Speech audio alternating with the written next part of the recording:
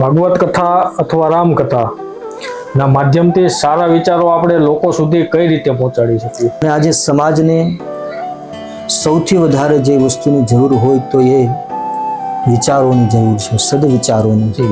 ભગવાન રામે એ માનવ લીલા કરી અને જગતને બતાવ્યું છે, પણ એક જો પ્રધાન ગુણ કહેવો હોય, જે માનવ જગતને સમગ્ર માનવ જાત માટે એક પ્રેરણારૂપ હોય તો એ ઉદાર ચરિતા નામ.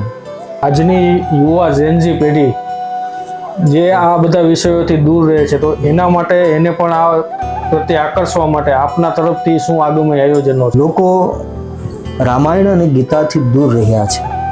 જો જે વસ્તુનો અનુભવ એને થયો નથી, એટલે એને મૂળ રૂપમાં એ સમજી શક્યા નથી, એનો રસ એને પ્રાપ્ત થયો નથી.